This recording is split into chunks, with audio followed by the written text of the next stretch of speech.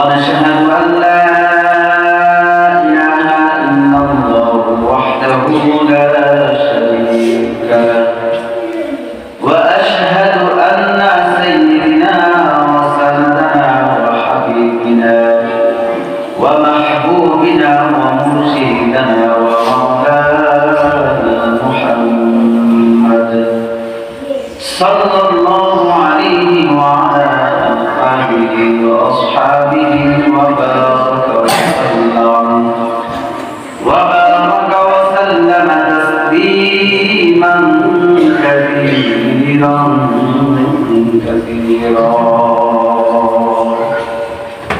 أما بعد فأعوذ بالله من الشيطان الرجيم بسم الله الرحمن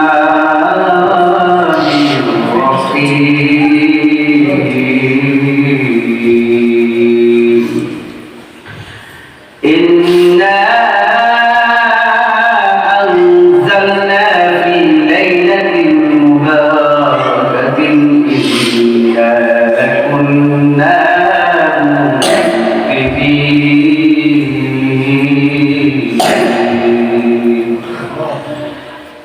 فيها يفرق كل أمر حكيم قال الله تعالى في آية أخرى وقال رسول الله صلى الله عليه وسلم إذا كانت ليلة النصف من شعبان فقوموا ليلها واصوموا نهارها أو كما قال عليه الصلاة والسلام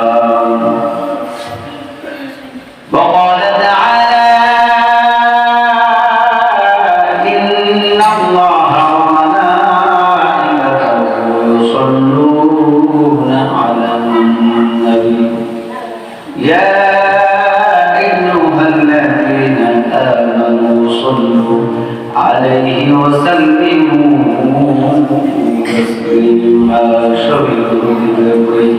اللهم صل على محمد وعلى آل محمد كما صليت على إبراهيم وعلى آل إبراهيم إنك حميد مجيد اللهم بارك على محمد وعلى آل محمد كما باركت على إبراهيم وعلى آل إبراهيم إنك حميد مجيد قال رب اشرح لي صدري ويسر لي أمري واحلل عقدة من لساني يفقهوا قولي سبحانك لا علم لنا إلا ما علمتني إنك أنت العليم الحكيم كلام زند قرآن حكيم مجده لا يزال قدير جميع العلم في القرآن حكيم تقاصت عن مفعل بقى قرآن كلام الله بصير قديم مسكين قديم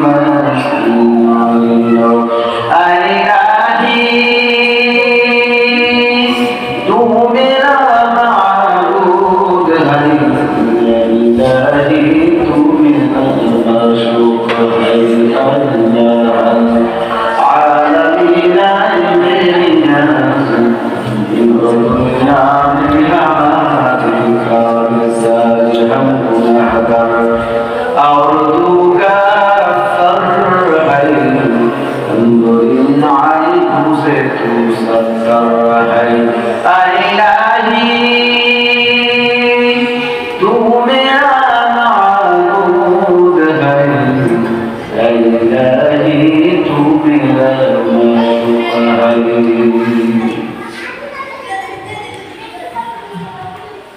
আলহামদুলিল্লাহ আল্লাহ পাকের দরবারে লাখ কোটি শুকরিয়া যিনি আমাদেরকে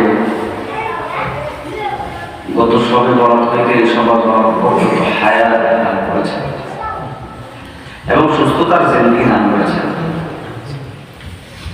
এটা আল্লাহর মেহেরবানি ছাড়া কিছু না। দেখেন আমাদের সাথে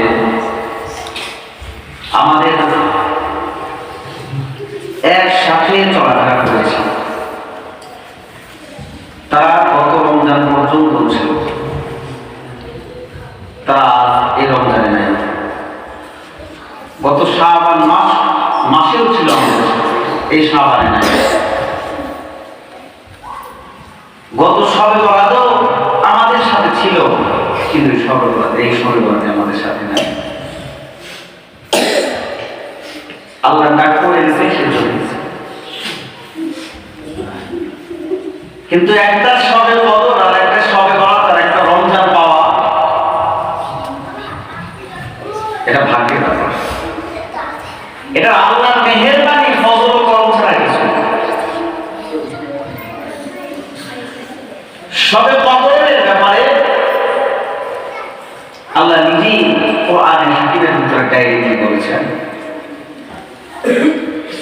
শবে বরাতের ব্যাপারে ডাইরেক্টলি বলেছেন, আবার ইনডাইরেক্টও আছে। আল্লাহ নবী সাল্লাল্লাহু আলাইহি ওয়াসাল্লামের হাদিসের মাধ্যমে পাওয়া যায়। আর রমজান মুবারক ও প্রকাশ্যে দিবালোকে বলেছেন।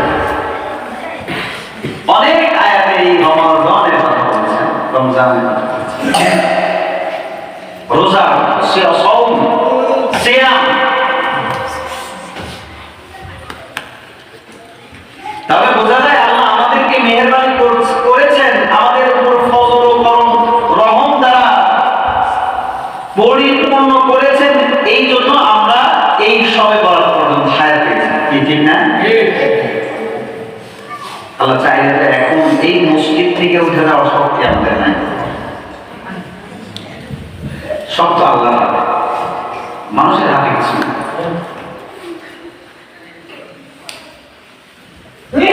আমরা এই শবে বরাত পেয়েছি, আমাদের এটা যথাযথ এর গুরুত্ব দিতে হবে।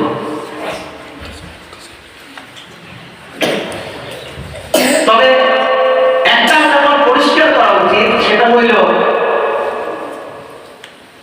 এরকম হাজারো শবে বরাত যদি একত্রিত করা যায় তাহলে একটা ফরজিয়াতের সমান হবে না। বোঝেন কথা? হাজারো শবে বরাত যদি একত্রিত করা যায় তাহলে আজকের দিনের জোহরের নামাজের সমান হবে না। এটি বুঝলেন? শবে বরাত একটা আমলের দিন, গুনাহ মাফের দিন, ঠিক আছে, কিন্তু তাই বলে ফরজ বাদ দিয়া নফল নিয়ে টানাটানি করা এটা বোকাম ছাড়া কিছু, কি ঠিক না? কথাই কথা মনে আসে, আমরা তো এরকম হয়ে গিয়েছি যে কেউ বলেছে যে একটা পণ্য কিনবা, এই পণ্য কেনার পরে তোমাদের আরেকটা ছোট পণ্য ফ্রি দিন। তবে শর্ত হইল ওই পণ্যটা কিনতে হইব, পণ্যটা কিনলে তাহলে ওই পণ্যটা ফ্রি। এখন যদি মাথামোটা আমরা যদি যা করি, আচ্ছা যেহেতু ফ্রি দিবেন, আমি আপনার দোকানে আসছি, তাহলে ফ্রিটা আমাদের দিয়ে দেন। ওই পণ্যটা, যে পণ্যটা কেনার কথা সেটা না কিনা যদি ওই ফ্রি পণ্যটা আমরা চাই, তাহলে দোকানদার দেবে আমাদের দেবে। বরঞ্চ দোকানে যদি লাঠি থাকে দুইটা দিয়েও দিতে হবে। শর্ত কি? শর্ত হইল বড় পণ্যটা কিনবা, পাশাপাশি ছোট পণ্যটা তোমার জন্য ফ্রি। তো আমরা বড় পণ্য কিনতে চাই না, ফ্রি জিনিসটা আমরা বেশি দিতে চাই।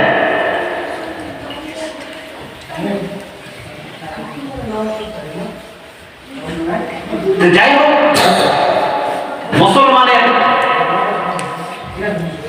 মুসলমানকে নিরাশ করতে নাই, আশা দেখাইতে হবে।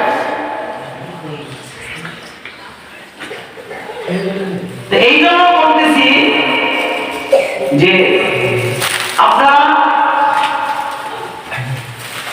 ফরজিয়াতের তদারকি আগে করেন, ফরজিয়াতগুলো আগে মানেন। নফল না মানলে গুনাহ হবে না, কিন্তু ফরজ না মানলে গুনাহ হবে। কত গুনাহ বলা হচ্ছে, একটা ফরজ নামাজ কাজা করবো 3,88,00,000 বছর জান্নাতে।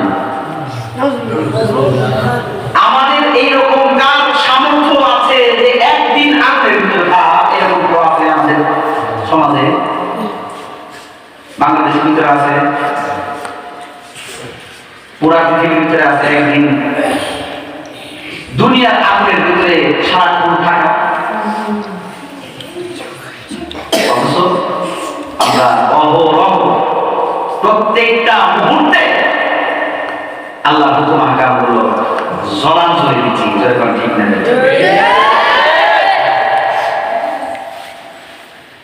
আমার কথায় কেউ মন হবে না, বাস্তব চিত্রগুলা আমি বলছি। ভাই আমি যদি না বলি তাহলে হাসরের ময়দানে আপনি বলবেন যে বুঝতে বলেন।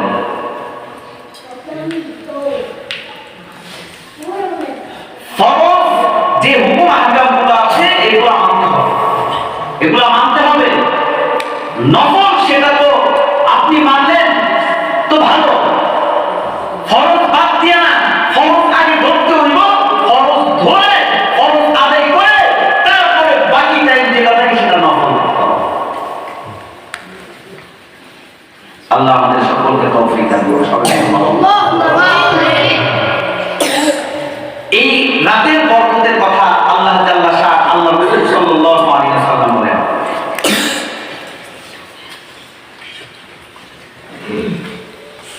قال رسول الله صلى الله عليه وسلم إذا كانت ليلة النصف من شعبان فقوموا ليلها وصوموا نهارها فإن الله تعالى ينزل فيها لغروب الشمس إلى الدنيا، لغروب الشمس إلى السماء الدنيا، فيقول ألا من مستغفر له، ألا من مستغفر فاغفر له، ألا مسترزق فارزقه، ألا من مبتلى فأعافي، ألا مبتلى فأعافي، ألا كذا ألا كذا، فإن الله تعالى حتى يطلع الفجر। আল্লাহ রাসূল সাল্লাল্লাহু আলাইহি ওয়াসাল্লাম বলেন, এই রাতের ভিতরে আল্লাহ তাআলা শানুহু প্রথম আসমানে এসে বান্দাদেরকে ডাক দিতে থাকে, এই আমার বান্দারা, এই কেউ যদি গুনাহগার থাকো আমার কাছে মাপ চাও, আমি মাফ করে দিব। কেউ যদি রোগগ্রস্ত থেকে থাকো, রোগী থেকে থাকো, আমার কাছে রোগের সেবা চাও, আমি সেবা দান করব। কেউ যদি ঋণগ্রস্ত থেকে থাকো, আমার কাছে দোয়া করো, আমার কাছে চাও, আমি ঋণ পরিশোধ করে দিব। কেউ যদি অভাবগ্রস্ত হয়ে থাকো, আমার কাছে চাও, আমি অভাব মোচন করে দেব। কেউ যদি কোনো সমস্যার ভিতরে পড়ে থাকো, তাহলে আমার কাছে চাও, আমি তোমার তোমার সমস্যাকে সমাধান করে দেব। আল্লাহ তাআলা প্রথম আসমানে এসে বান্দাদেরকে ডাকতে থাকে। কতক্ষণ পর্যন্ত ডাকতে থাকে? ফজর পর্যন্ত আল্লাহ তাআলা শাআনুহু বান্দাদের ডাকতে থাকে। যদি কোনো বান্দা আল্লাহর ডাকে সাড়া দিয়ে সে যদি আল্লাহর জিকিরে লিপ্ত হয়, সে যদি দোয়া মুনাজাতে লিপ্ত হয়, আল্লাহ তাআলা ওই বান্দার সমস্ত গুনাহ খাতাগুলো মাফ করে দেয়।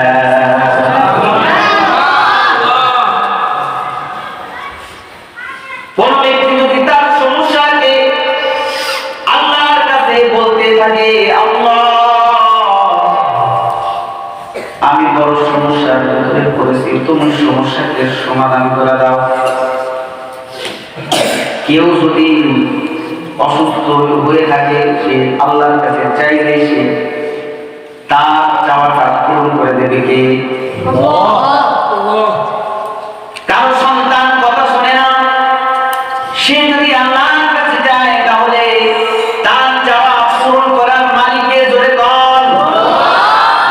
তার চাওয়া পূরণ করার মালিক আল্লাহ।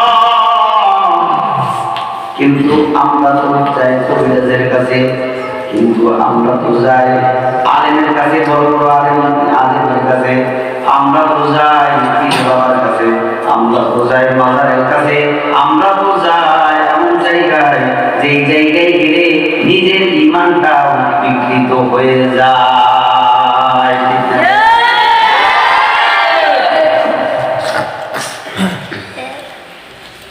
আমরা ভালো মন্দ বুঝি না, ভালো কোনটা আর মন্দ কোনটা, এই জিনিসটা অনেক সময় হারায় দিই।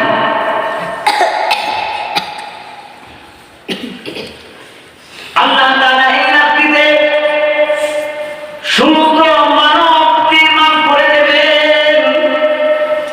আল্লাহ নবী সাল্লাল্লাহু আলাইহি ওয়াসাল্লাম বলেন, এই রাতে যদি কোনো বান্দা মাফ চায় তো মাফ করে দেব। তবে চার কিসিমের মানুষকে আল্লাহ মাফ করবেন না। কয় কিসিমের মানুষ? ধরে বল। চার ধরনের মানুষকে আল্লাহ মাফ করবেন।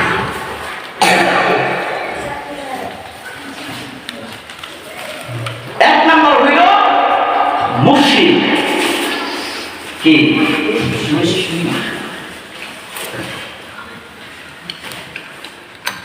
এই মুশরিককে আল্লাহ সবে বরাত কেন, সবে কদরেও আল্লাহ মাফ করেন। সবে বরাত কেন? আল্লাহ নবী সাল্লাল্লাহু আলাইহি ওয়াসাল্লাম যদি তার জুব্বা ওই মুশরিকের সাথে দেওয়া হয়, তারপরে আল্লাহ তাকে মাফ করেন, কারণ সে শিরকের সাথে লিপ্ত। যেমন নাকি বলা যায়, আপনার বাড়িতে থাকে, আপনার ঘরে থাকে, আপনার খাওয়ান খায়, আপনার পোশাক দেওয়া পোশাক পরে, কিন্তু আপনার কথা মানে না, আপনার কথা শোনে না, আপনার নামে বদগুমানি করে, আপনাকে মানুষের নিকট হ্যায় প্রতিপন্ন করে, সম্পর্ক নাই, সন্তান হইলে মানা যায়, রক্তের সন্তান, রক্তের আত্মীয় স্বজন হইলে মানা যায়, কিন্তু এমন মানুষ যার সাথে কোনো সম্পর্ক নাই, এমন মানুষ যদি এরকম আচরণ করে, আপনারাই বিচার করেন, আপনারা আপনাদের ঘরে ওই ব্যক্তিকে রাখবেন কিনা? জোরে বলেন রাখবেন। গোটা পৃথিবীটা আল্লাহ সৃষ্টি করেছে, আল্লাহ দেওয়া শ্বাস গ্রহণ করে, আল্লাহ দেওয়া পানি পান করে, আল্লাহ দেওয়া রিজিক গ্রহণ করে, আল্লাহ দেওয়া পৃথিবীর আলো সে পায়, গ্রহণ করে, আল্লাহ দেওয়া অক্সিজেন সে গ্রহণ করে, সব কিছু সে আল্লাহর দেওয়া গ্রহণ করে। দুনিয়াতে শরীর হইছে বল হইছে, তো সাথে সাথে সে আল্লাহর সাথে শিরিক করা শুরু করে। আছে না নাই? সব কিছু আল্লাহর দেওয়া, কিন্তু সে আল্লাহর না চিনা সে কি করে? আল্লাহর সাথে শিরিক করে। আল্লাহর সাথে শিরিক যারা করে তাদেরকে আল্লাহ কখনোই মাফ করবে না। যেমন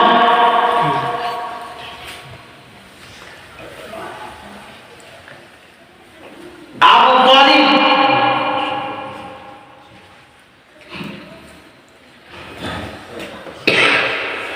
আবু তালেবের নাম তো সবাই শুনছেন, শুনছেন না?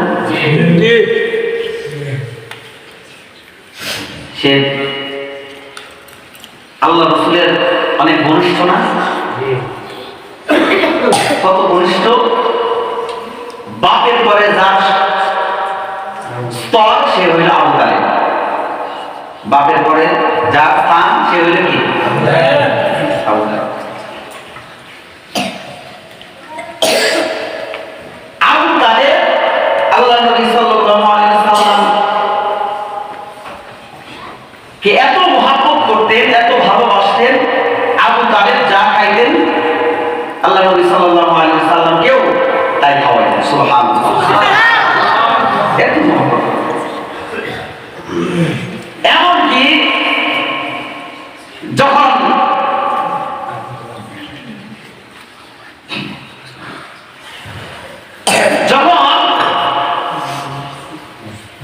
আল্লাহ নবী সাল্লাল্লাহু আলাইহি ওয়াসাল্লাম দ্বীনের দাওয়াত দেওয়ার জন্য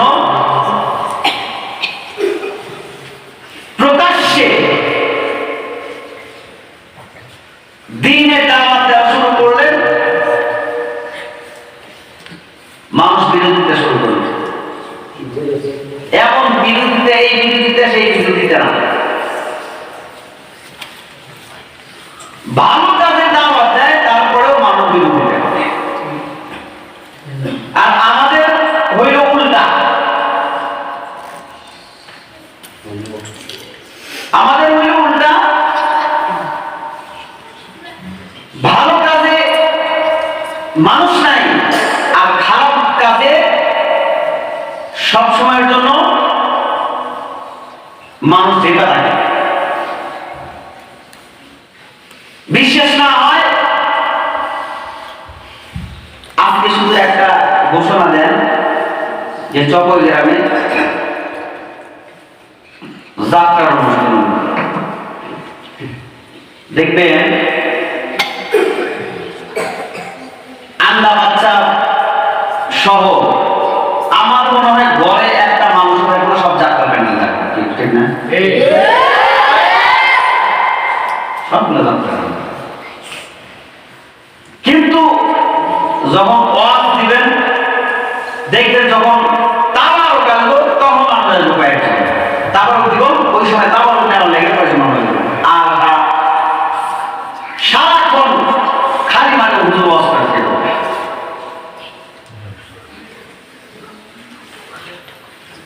তা আমাদের তো এরকম জুলুম হয় না, কিন্তু আল্লাহ নবী সাল্লাল্লাহু আলাইহি ওয়াসাল্লাম যখন দ্বীন প্রচারের জন্য নিজেকে উৎসর্গ করলেন, দ্বীন প্রচার করতে, শুধু একটাই কথা, লা ইলাহা ইল্লাল্লাহ।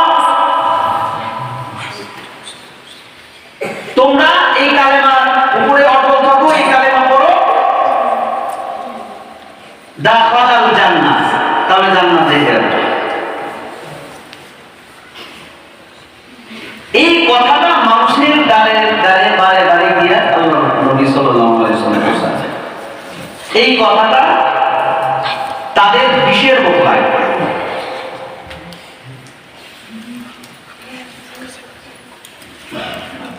আবু তালেবের ডাক্তার ভাই, আবু তালেব, তোমার ভাতিজারে সামাল দাও, তোমার ভাতিজারে তুমি কন্ট্রোল করো না, বলে কিন্তু খবর আছে। তোমার ভাতিজারে তুমি ঘরের ভিতরে আটকায় রাখো, না হলে কিন্তু খবর আছে।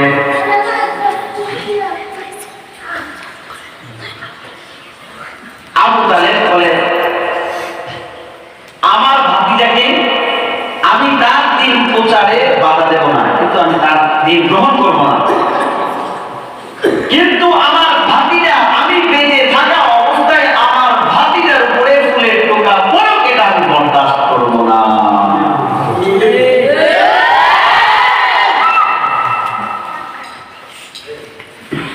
এটা হলো আবু তালেব।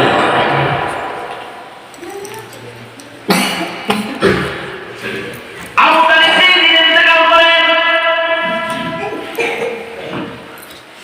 আল্লাহর নবীর মনে বড় ব্যথা, নিজের পরিবার টুকরা চাচা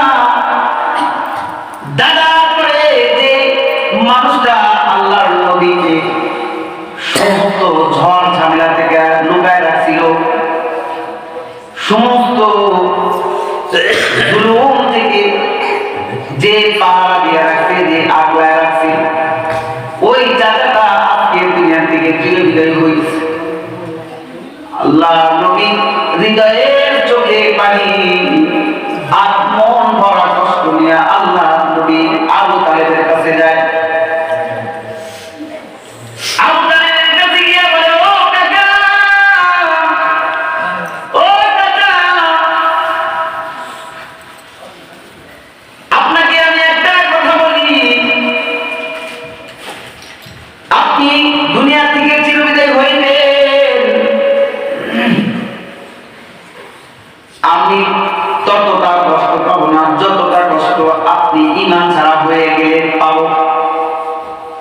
চাচা গো, আমি নবী, আমি আখির জামানার নবী, আমার চাচা জাহান্নামী হবে, আমি এটা কিভাবে বরদাস্ত করব? চাচা গো, আমি কারো কাছে প্রকাশ করব না, আমি কারো কাছে বলবো না, কেউ জানবে না গো চাচা, আপনি শুধু আমার কানে কানে বলেন লা ইলাহা ইল্লাল্লাহ। চাচা গো, মুহাম্মদ রাসূলুল্লাহ বলতে না, শুধু একটা বার লা ইলাহা ইল্লাল্লাহ।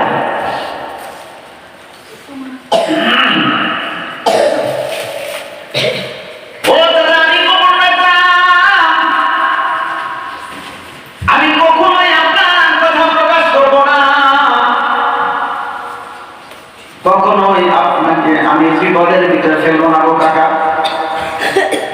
কাকা গো, আপনি যদি আল্লাহর একত্ববাদের স্বীকৃতি দুনিয়া থেকে জীবিত হইতে পারেন, আমি নবীকে যদি একবার শেষ জামানার নবী বলে স্বীকৃতি দিয়ে যাইতে পারেন, তাহলে আমি কথা দিলাম হাজরের ময়দানে সবার আগে আপনি চাচাকে নিয়ে আমি জান্নাতে পৌঁছায় দেব।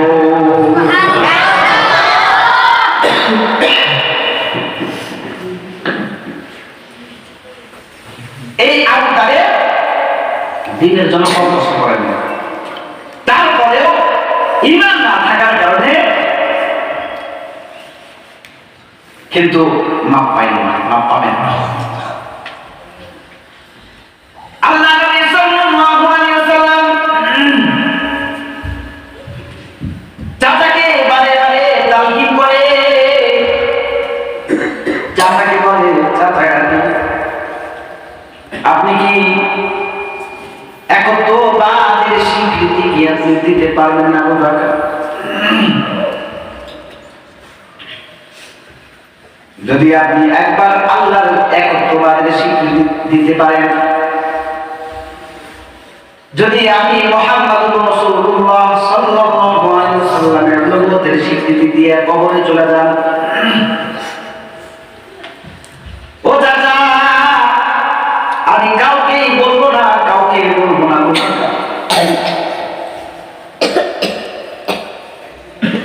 আমি আপনার কথা বলবো রাখবো। এইভাবে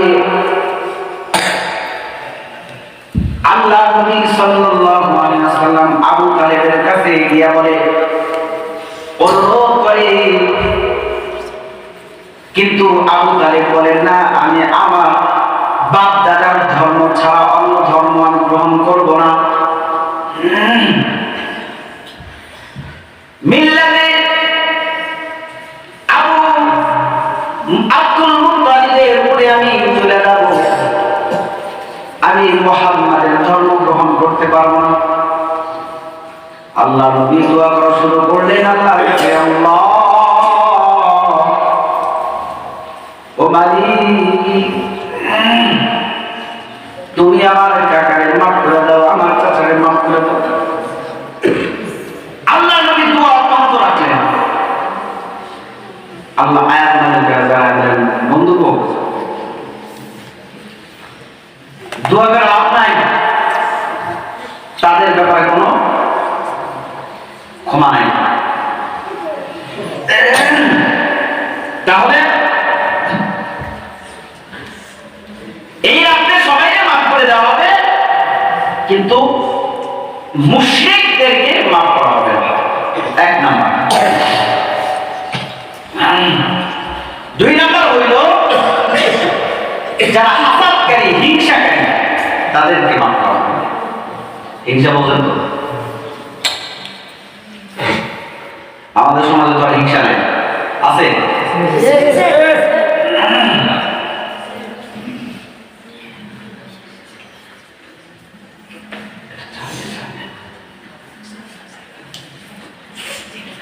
হিংসা এত পরিমাণ আমাদের সমাজে যে একজন একটা ঘর করতেছে, তার ঘরটাকে মনে হয় আগুনের ভিতরে কেরাসিন দিলে, পেট্রোল দিলে যেরকম চলাচলে, অপর ভাই ভালো দেখে আমার কলমের ভিতরে এরকম চলাচলে, আছে না নাই?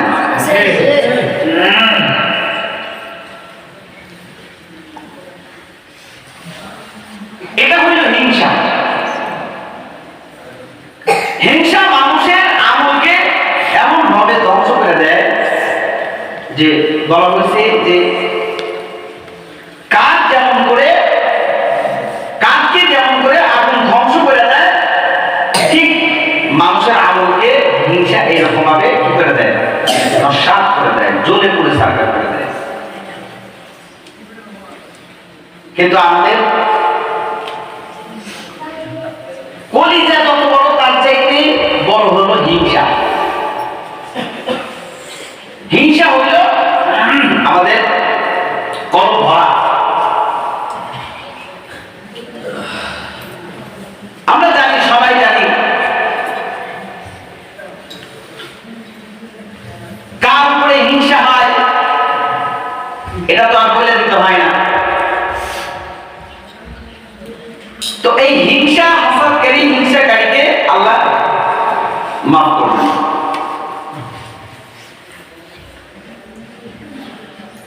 আমাদের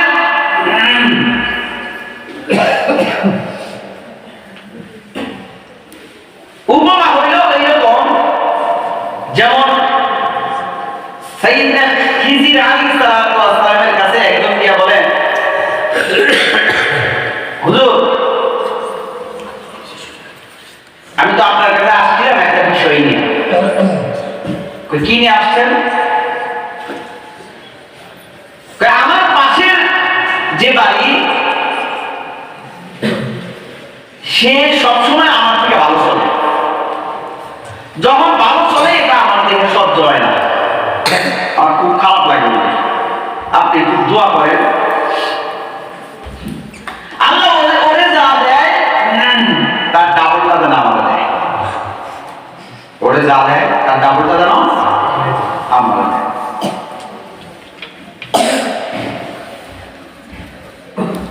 তো খিজির আলাইহিস সালাম দোয়া করছেন, আল্লাহ তাদের মুক্ত, তাদের জবান পাক জবান, আমাদের মতো না পাক জবান দোয়া করছে, আল্লাহ দোয়া কবুল করেছে।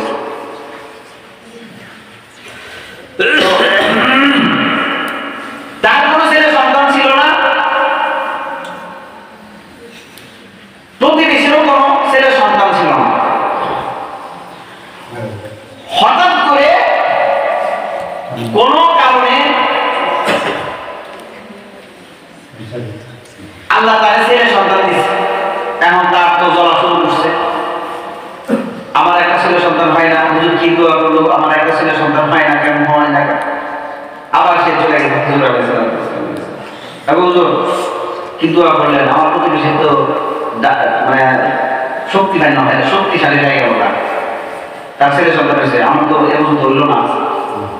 আল্লাহ আল্লাহ তোমার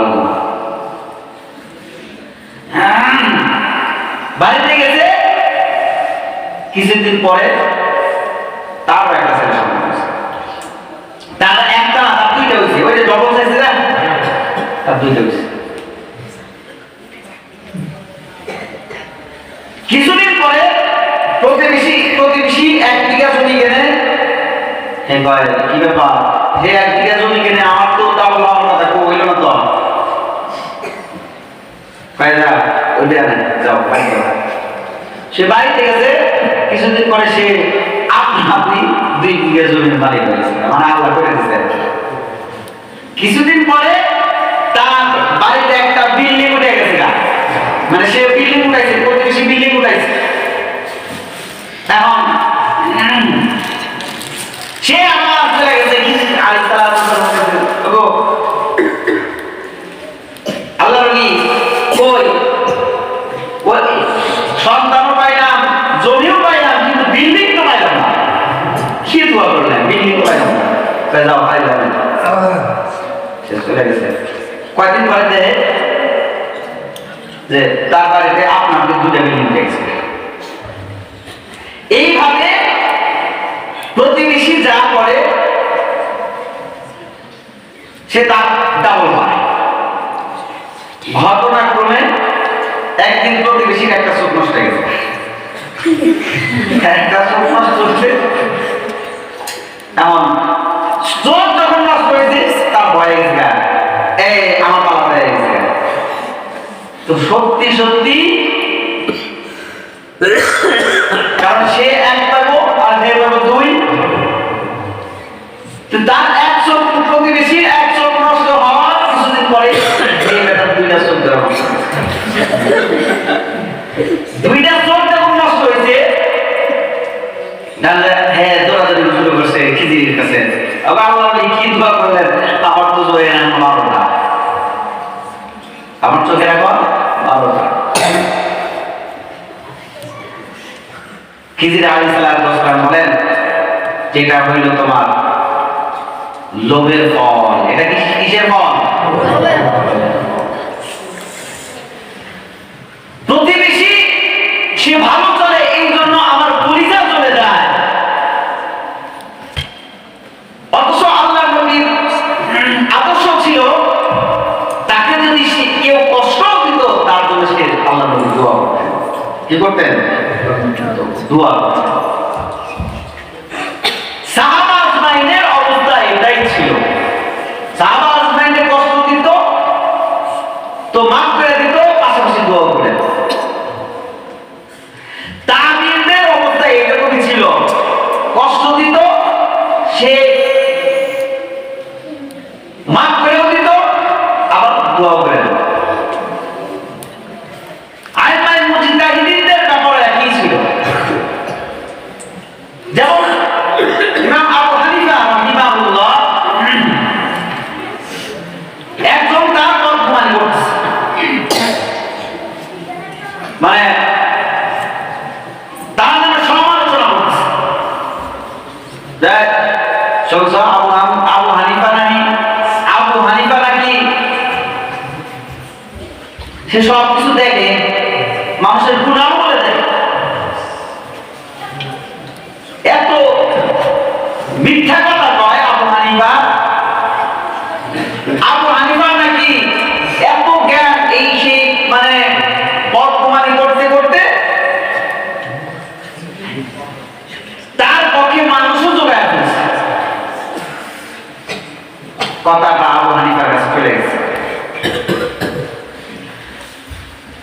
হযরত ইমাম আবু হানিফা রাহিমাহুল্লাহ 1 কেজি মিষ্টি নিয়ে তার বদনামকারীর কাছে চলে গেছে।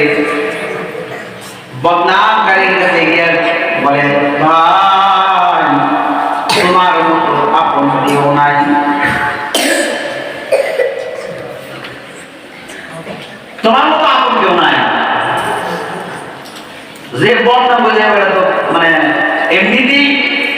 ভয়ে ছিল,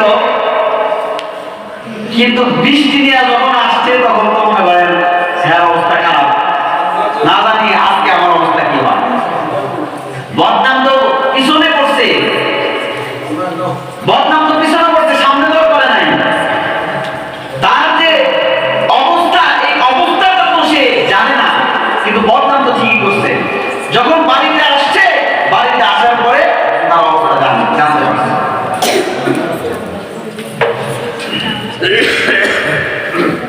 তো ভাই তুমি আসছো, তোমার মতো দরদি ভাই এই জগৎ মানে এই দুনিয়াটা পাইলাম না। তো ভয় ভয়ে বলছে কি ব্যাপার, আমার মতো দরদ হইলেন কেমনে? আমি আপনার বদগুমানি করলাম, আমি আপনার সমালোচনা করলাম, আমি আপনাকে নিয়ে কত মানুষের কাছে আপনার শেখায় করলাম, আর আপনি বলতেছেন আমার মতো বন্ধু, আমার মতো আপনজন আর কেউ নাই। এটা বুঝলাম।